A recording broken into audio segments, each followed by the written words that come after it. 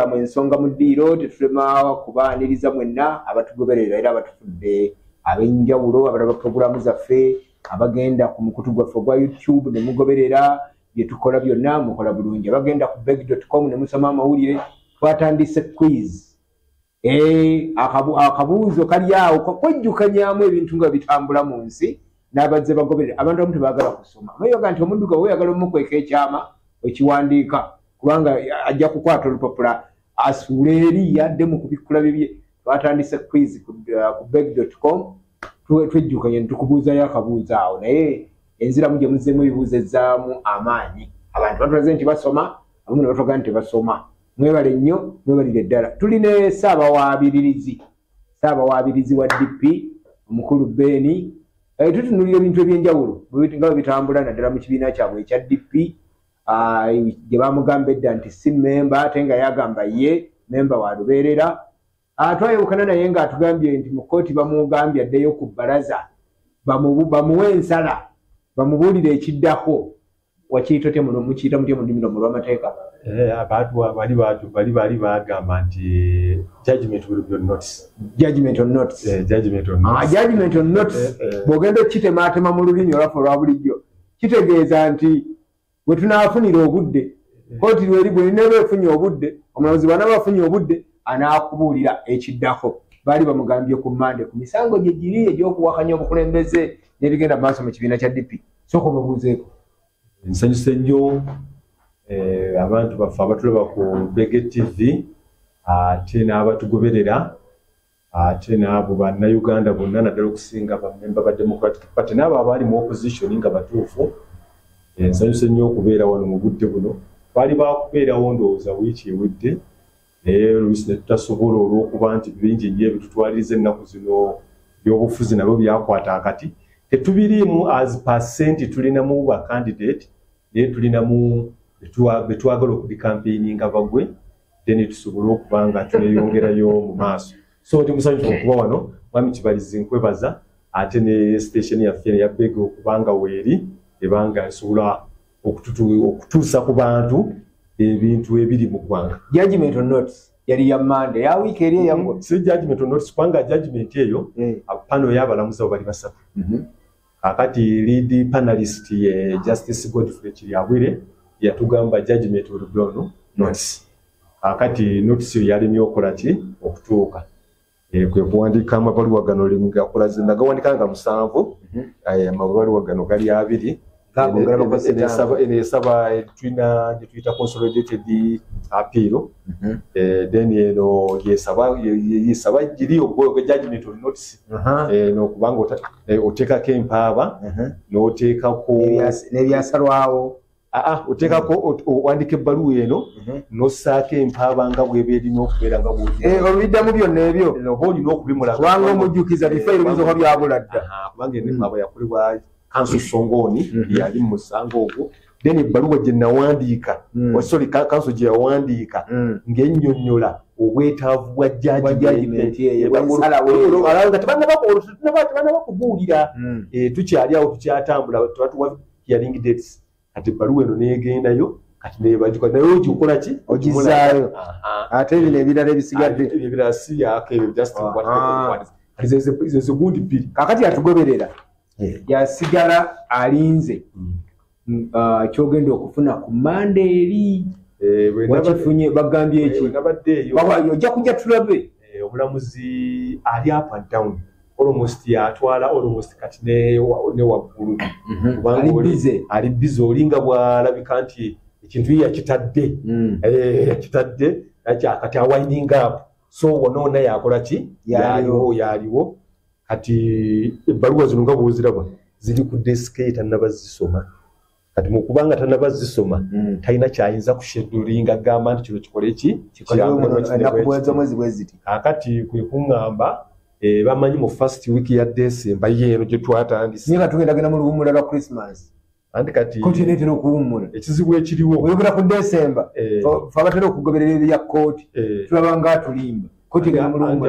anti kakati olaba ate toyinza kunenya ono nga waliwo ate omulamuzi Justice Joyce Kavuma yakatutwala mu kkooti emirundi 5 nga tali mu kkooti ngali busy ate kati okimanyi nti gwe era ne gyali yonna ku mirimu gya kkooti mulwakuba mulowooza anti ekyo ate muteeka kiba kifu singa gwe mwami kibaliza owaaba omusango najja omulamuzi n'atuula n'otuuka leeta osinga n'omusango gwagusudde mu akayivu kituufu ontegeera naye ate gwe emirundi etaano tetubulabangako ne tugenda religious n'agamba nti takoze eki kiraaka infact nakiraaka n'agamba tasobodde n'ateekawo deeti endala akati gwe musango gwe tulimu ne bahonorable Sibamala kati tuli 17 zeyataddewo kati nze nabagambye 17 tezinnaba kutuuka tulina okugenda okulaba principal judge kati principal judge omupya Jane Francis Abodo mukazi ekiyingidde oyo ayanguye tulina okulaba ya instructing judge we kubanga eyo mata eri sensitive nnyo ey'ekibiina ontegedde so kati njagala okulaga wano kati omulamuzi Deputy Chief Justice my lordship Flavia Nzeija tannaba kusoma bintu ebyo nemanya ayinza okuba kati abisomye kubanga naliyo the other Monday ne baŋŋamba eno first week ya December wenagenda kati ezo wiiki ziri bbiri eri eyaggwako neno gye tutandise kati ye nga bagamba eno wenagenda okuggwerako ajja kuba amaze okusoma ebyensoma zino then ajja kuba ateekinze decision wekigenda okukola ki wekigenda okuwera ekirungi ekiriwo kino judgment yaggwadda otegeera ekikulu kugiteeka kuki kugituwa tulabe ani yaani erina twawula mugenda mukuba peni mutuufu DP leadership yentuufu awo era baba ekinaava mu judgment eyo kirabwe kigenda okuteeka DP otegedde kyofuna lwaki tujagala nnyo kati eno twagala njagala fixing zino consolidated memorandum of appeals zino kyolaba lwaki nti zo zino zo za mwaka gujja eyo nawale eyo nga mu gwakusatu eyo olw'ensonga nti January bagenda balina conferences zaabwe tebabeera nnyo gwe naye tobeeranga kawo nolowooza ngera mwogera mu lulimi lwammwe olw'amateeka it is overtaken by event musango judgment ebiyitako illegality tesobola kuteekibwa once it is an illegality tekisoboka kyali kifu ku Monday ekiyinza kufuuka kituufu ku Lwakutaano era obudde ne bwe bwa ddi ne bwe talibeerawo era esigadde kyobola lwaki ekitawanya mawu okitegeera nti bina bye yakola before ekyokubiri ekintu bwe tugiyita long entry kasita tukiyingiramu obukyamu ekiro ekiri enakawo era tujja kutuukawo nti tuwaze longo entry kati abalimu nga bagamba naye ebiri munda wayingira bubi era kufuluma bubi noyingira obubi kooti yerina okufulumya so kakati ninze mu wiiki eno era nja kulaba bwe tuwuliziganya okulaba nga ngenda ew'omulamuzi then tulabe wa watuuse kubanga bansuubiza wiiki eno ajja kuba amaze okukola ki okusoma kati awo bwe tuli ku nsonga eyo naye ku nsonga z'emisango gino olaba emisango gino gitawanya Mao lwa nsonga ki Mao kati ye alinga agamba nti DP yagireka awuliziganya naani the president Yoweri Museveni decision zivawo president bwe kiri owayira olumu yennyini otoli mu ggwanga yakoze press conference ng'agamba abantu bali abeggulu Lalopa constituency president yamuwa constituency yagende mu parliament president yazigaba balonzi be bagaba constituency yakugambye mu press conference ate nawe yandigambye nti DP yampa constituency ate DP ekuwa kaadi anti kati DP era abalonzi baliira be bawagaba kaadi si gwe kozi era bakulondera mu constituency nga buli tukinyonyola ye kati yagamba nti ani kati yagamba kati waliwo oyo father wadde niwe abantu basatu bakivuddemu ne bamuteera baluwa abantu basatu bakandidate nga basatu barangiridde nga bavuddemu bagenda kuwagira Mao okujjako kyesinawuli ate ye wenaalemu akyalemeddeko ani kati wulira ani kati yenaalemu erinamu nga babiri basatu erinamu father ali akiikirira Lalopa wadde ali independent naye enaalemu nene then waliwo nowa NRM alina kaadi y'NRM kakati abo babiri bali muki muresi then eriyo nowa DP yagenda mu UPC opoka uje mwali ontegeddeko era abantu gwe basinza okuteekako nnyo essira ono bamulaba nga ye mulyake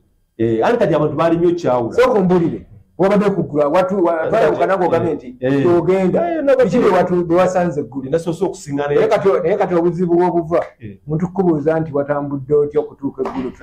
oba walinye baasi tulage ku lisiiti nga tolina bujulizi tolina mu bbaga namulabyeko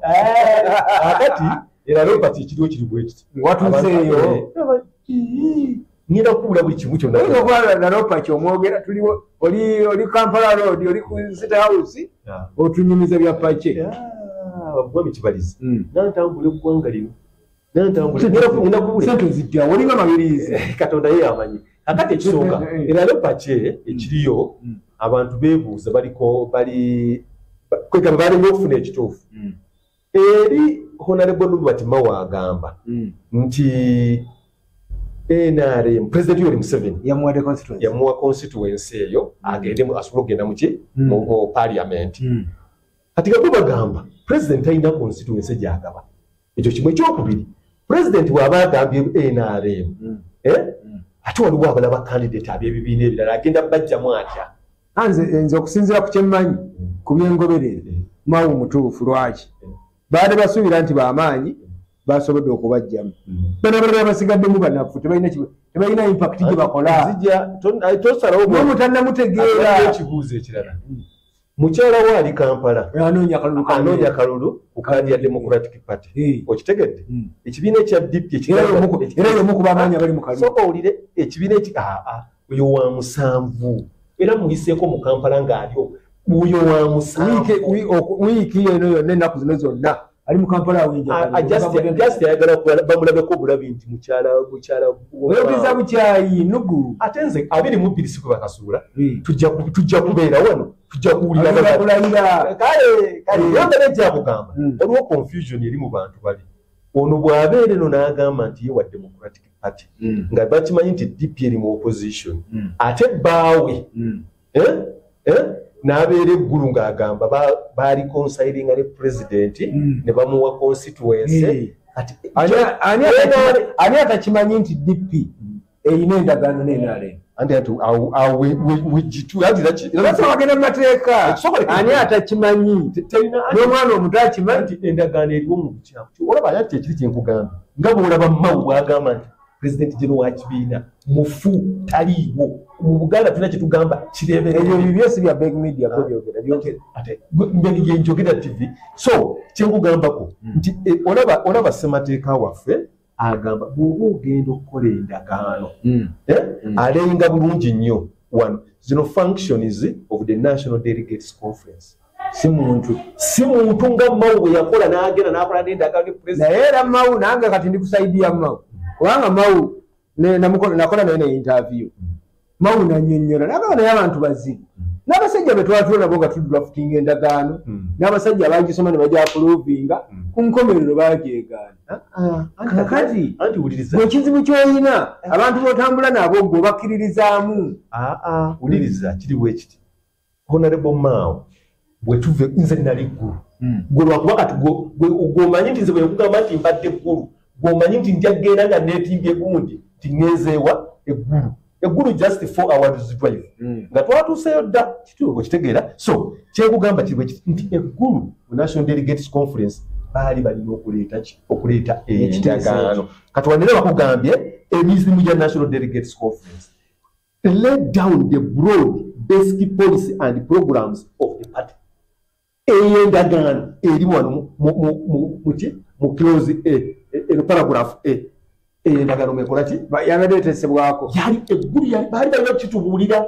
naye tekyaliyowa eggulu so bw'ogenda bali be yasisinkanako bamemba ba National Council banga agamba yasisinkanako Honorable Lumu ebyo byali byabwe byakunywamu kacaayi awo bali mu kuba mu bbaala banywamu akantu kaabwe tebigenda Lumu yagamba yamulagako ku ssimu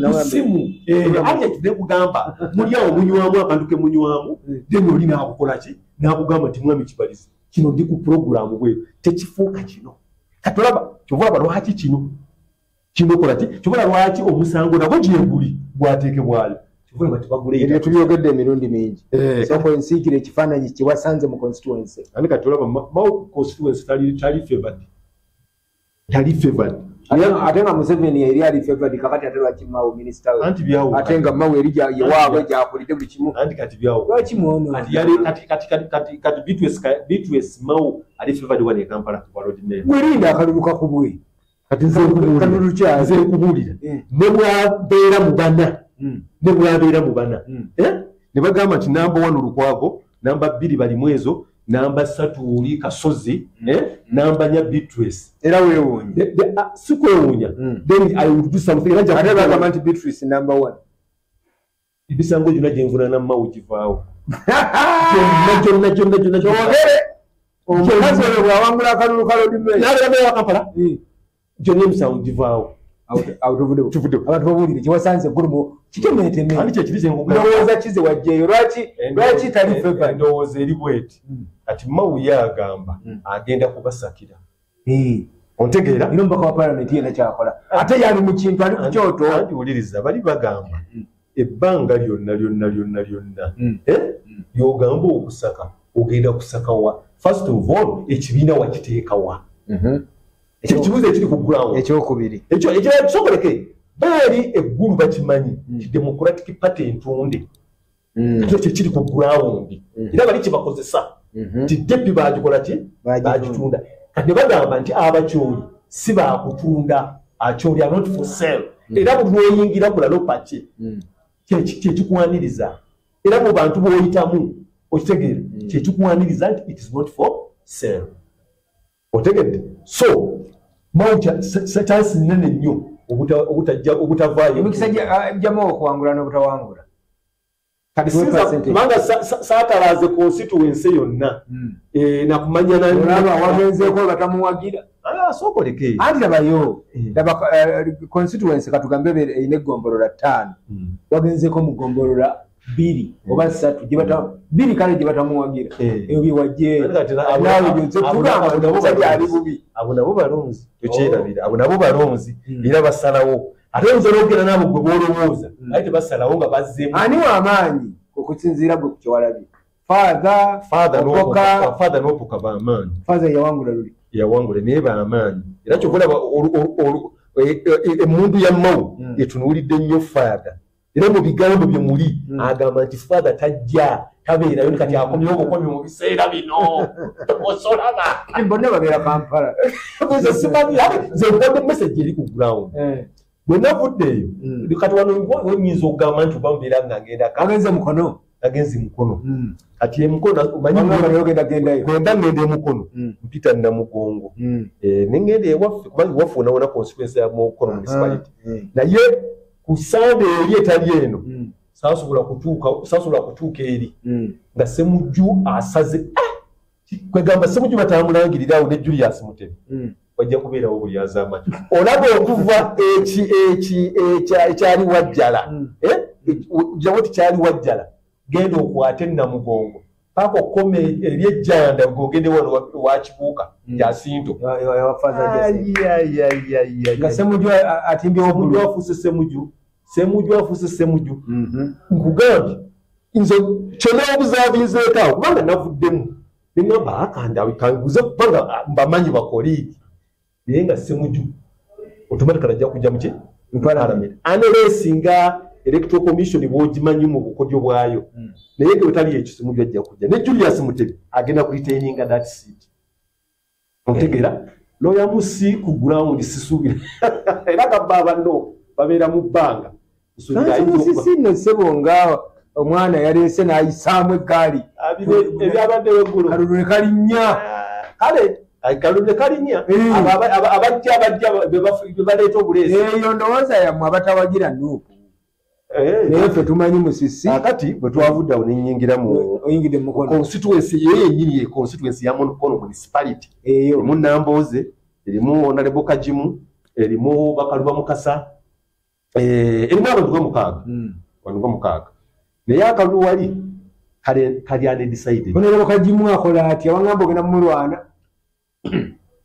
nze kubanga simwagala lwamuwagira bamu abakola abaali ne Honorable Mao okulaba nga bagitrainga party era kati ate eri yeteetagaendagaano yagiteekako omukono obadde ki omanyi gyakola kati okimanyi nti ali mu Uganda Legislative Service Bureau nga kamisona ekyo kimu kitegeeza nti naye omanyi provision ezaali mu ndagaano olowooza kiki ekyolwanyisa bambidde kati bawa ekitiibwa Mugerwa Kasulu anti babaleka wabweru babaleka wabweru naye bamuwadde constituency eri ali Mubende kati batandise okuba nga bamukola ki nga bamulowoozaako ate Kasule anti naye yagenze mukono yagenze buyikwe ali buyikwe wa Dr. Lulumi oyo naye yamaze biseera bagenda mukuba kyabugazi constituency ya Lulume eyo nno nayo nzibu era Lulume luli Mutebi luli Gundi ani kati Gundi yagenzeyo nti yagenzeyo ku lwa DP yalowooza tibali aba DP basobola ate ye naalemolooza yo ye base naalemu twagigoba ani akulimba akatuwuliriza ye naalemu usinge ne basinga babaka wano mu Buganda ku luno munakola jagala tugende tweyongere maze Kenneth naye wagamba omufiirako ogamba naye kandi egifumbu yagifuna ekiri muli constituency bwe kutaba kuwonga nnyo ate oli Kibula ayinza okuddayo observe ne analysis gye nakoze kubanga nayisoma bulijjo ne ngenda paka wa Kibula akoze biki bimuze mu bantu bintu by'ettaka nga byali byamuyisa bubi naye ate n'abaana abalala mpozi nga allegation zibampadde nga za allegation nokusobola kye bangambye ate abudala kiwanuka ye yeetaba simanyi mu kukwata simanya okubuza abantu bibadde biri bingi omusajja Kiwanuka ng'akoze buli kimu ensingenye kugulawandiridde bantu Kibula bye bagoba ku ttaka ng'awoze ate mwami Kibalizi gwe towakana gwe kkiriza nze kyenkugamba kyenasiŋŋaanye ku ground kati olaga ne mukuule nawulidde wawulidde olwalabye ate gy'obiraba otya nkugambye ogenzeeko singa ogenzeeko mulaale nongamba nasanze wali ate musajja akuyagulira nagirabye eyabakalwa Mukasa neyakagimu nenjiraba neyanambuuze nenjiraba nambuuze ayimiridde atya nkugambye birekere Katonda nkugambye constituency omukono municipality eri undecided essaawa eno teyinza kulaga nti nga bwekugamba ekira nti kyo bwe kitaba kikyawedde dda kwani Ssemujju nga bwe nakirabye then ate eri ewabasabagayunga eri Kenneth mulesi taliimu kati leesi eri wakati wa Kibuule nani n'Abudala Kiwanuka yani nafunye essanyu nga ndaba ona ali awo abipangapanga neŋŋamba baasi constituency kyendala muwatuuse ezo ze nkyatuuse wano mu Kampala tonayitaayitamuko Mukampala bwembeera ogambye Beatrice Mao olabyeko ogambye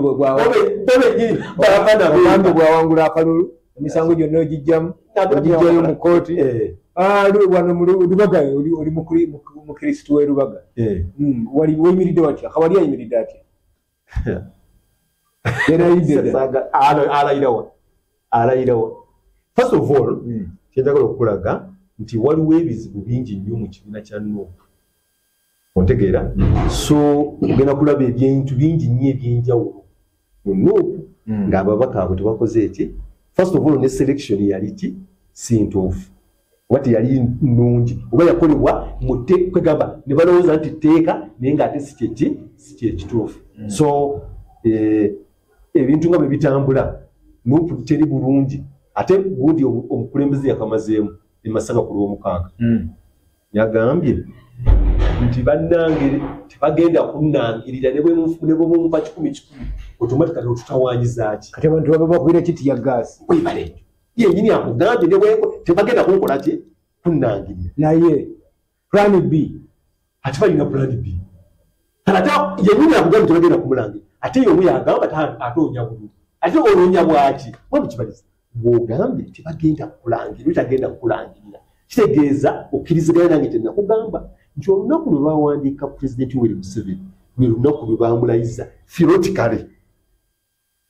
ontegeera nti olwo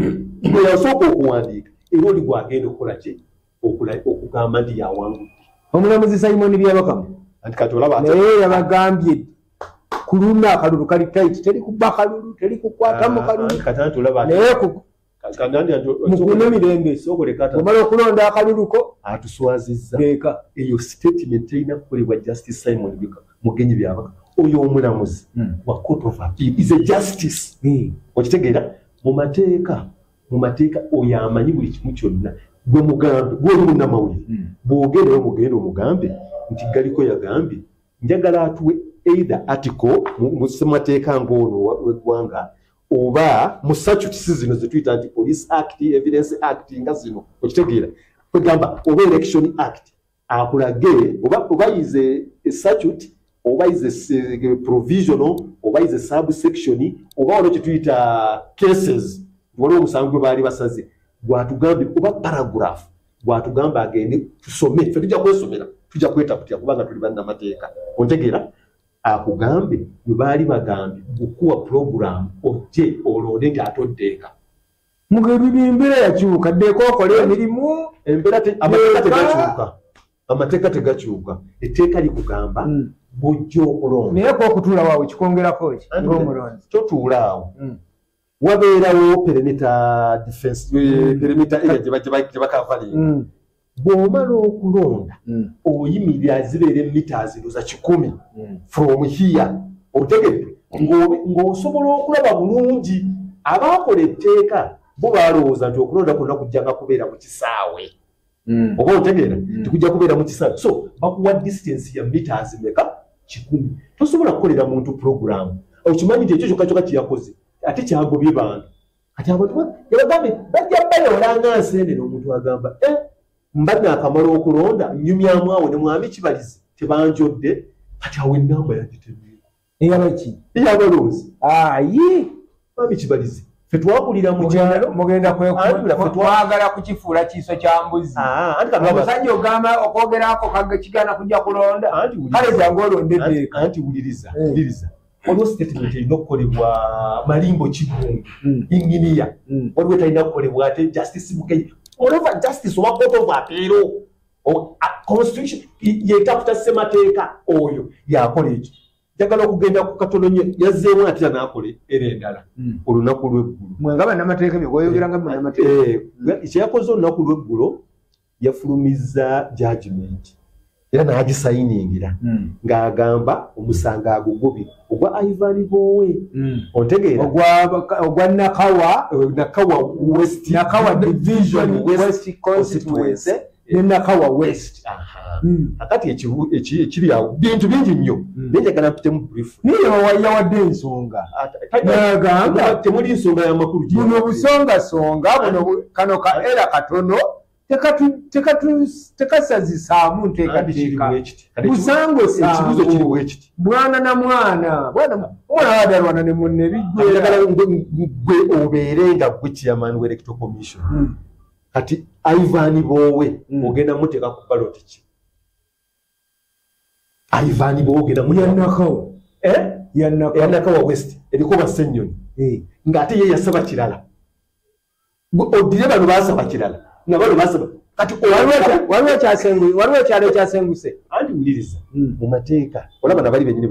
bakyogedde era ne ku interview gye batadde ku Bulola Bulola yagambye nti ye ewaggulu twalina ensobi gye twakola ki gye twakola naye wansi twabitereza once an illegality has entered tokisobola gikyusa bukyusa bwoti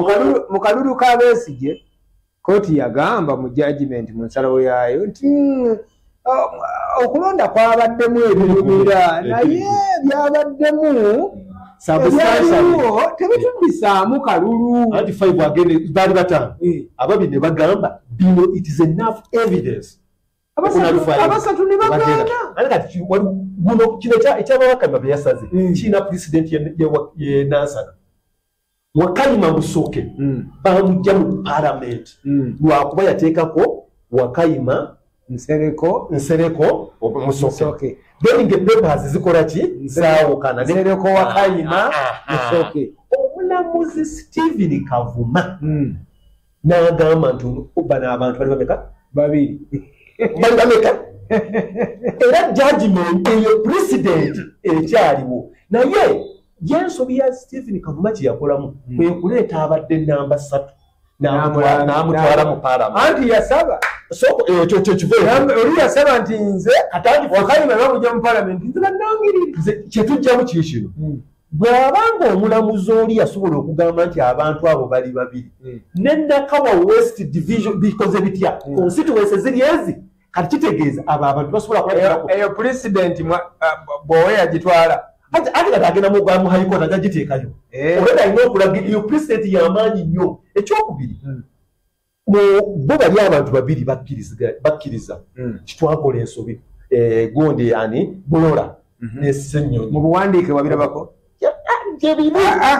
mu buwandiike ebbaluwa ebintu ebyo babirabako omanye ebyogere ebyo bireke ngayo byebakikkiriza neggulu bw'owe yakyeddidde sorry ani Gondi Bulola yakyeddidde mutu waggulu twakola ensobi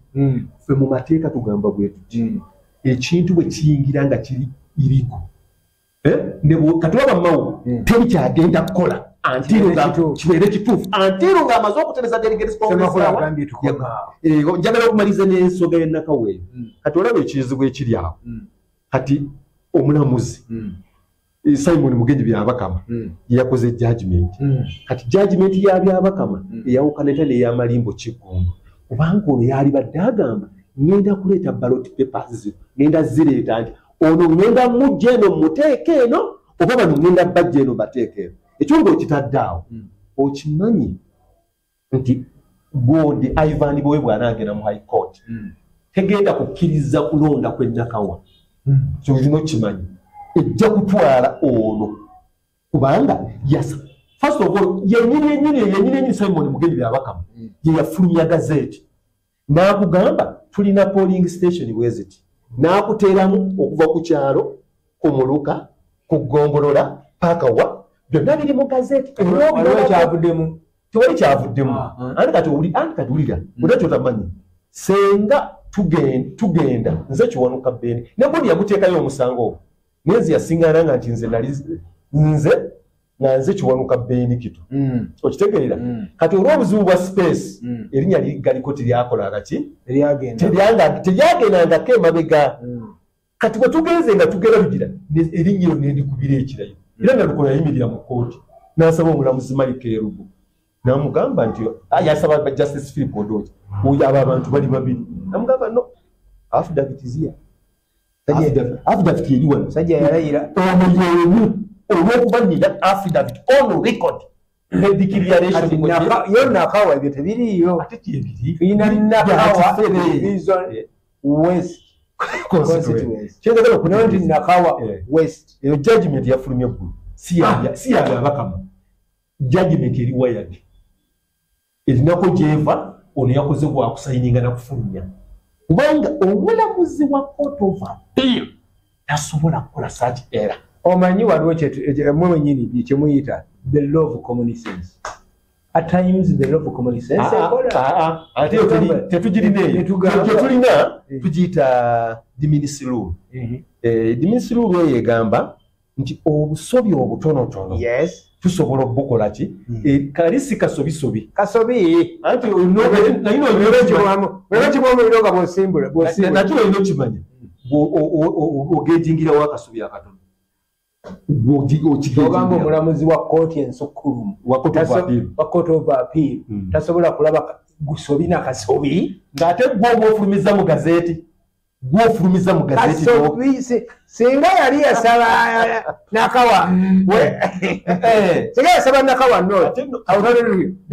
bw'oli ku TV naye wali arguments kasita mugenza kukola appeal tulinde ekinaavaayo njagala okuwunzikana okulonda kwa Kampala fenga aba opposition candidate waffe Lugwago mwenga abazze batambulira mu mukululu gwa DP opposition bwe tubanga tunoonya opposition nakugambye nti ebibiina bino ebyomu opposition erina bakandidate bangi FDC erina Kasozi ate ng'oli ateekayo ddaba Gondi ekiraba yateekayo ddaba Mbega Nupu erina bali mwezo buli kibibiina bingi biina NRM erina bali mwezo gye yasooka omukazi bwava mu bufumbo bw'egindi ekibuzo kibadde kimu yasooka mmanyi yavaayo Lukwago yaliruddawa yasookawo Lukwago era ali mu opposition yasookawa yali waffe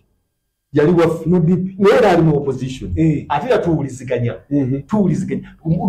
Elias waliwo ebintu bitono nnyo okitegedde kubanga ate ekizibu kye gamba nti gwe ng'omuntu owagira Lukwago naye mu byafaayo by'ebyobufuzi leka kutunuulira byafaayo by'abantu mabega gye baatandikira na gye baava gwe kyogamba abantu abavudde mu NRM bonna ku opposition bagenye anti omanye eriyo abambega ate lwaki abava mu opposition bagenda mu NRM bate mukkiriza nti yagenda ate abakyakola ki ate kati bambalayo ebbanga olinga abajja mu fuse siibula njagala okwebaza ennyo olw'omukisa guno gw'otuwadde ne tusobola okushyeyalingako ku nsonga z'ebyobufuzi ne tukuba ttooki kyemmanyi tulina okubeera wano kano konna akadde ebiri mu constituency n'ebyobufuzi bitambula bitya naye kyenjagala okutegeeza abantu nti olaba nti bwe tukola campaign ng'ezaabadde e Masaka zaabadde successful tewali muntu yalumiziddwa tewabadde kwogerezeganya bantu bubi ate bwe kyavudde e Masaka nga kirungi ate bwe kyazze ekira n'ekyaddondo ate nekikwegamba saagala bantu babakubemu tiyagasi ani ekizibu kuggwe ndaba gyolabamu ebintu ekizibu kivaawo poliisi nayo yeeweze mbadde nkusiibudde naye poliisi yagambye ekyagenda mu maaso n'obakwata kasita munademagenda maaso kituufu poliisi eyinza okugenda mu maaso wayinza okubeerawo nga mulimu abantu abakyamu abatambulira ku guudi z'abakyagulanyi ate ne poliisi teraze professionalism kati gwebuuza oli ow'e Masaka yakikoze atya wawuliddeyo tiyagasi wawuliddeyo batambudde bulungi ne bakuba laale yaabwe ne boogera ne bakola ki so ne poliisi azimaachazi nti kale bayinza okubamu abantu abaleetayo badde bakanyuga amaizi ne bakola batya naye balage professionalism police officer alina okubeera professional kiringa bulaba bwe tugamba justice wa court of appeal alina okubeera professional endaba gyabirabamu gyabikwatamu nze ngamba kimu nti mwebale nnyo okutulaba n'okutuwagira ffe tugendagera maaso n'okuba nga tubakubira ttooki mu constituency ez'enjawulo abantu bamanye byonooba otulimbye akalulu kajja tuwa ansa nti oyo tajja kuwangula kajje ng'awangudde atandise n'okukola endagaano nti ono bw'awangula emisango ngisazaamu nze njo mmuteeka ku nninga mubeere bulungi mwebalire ddala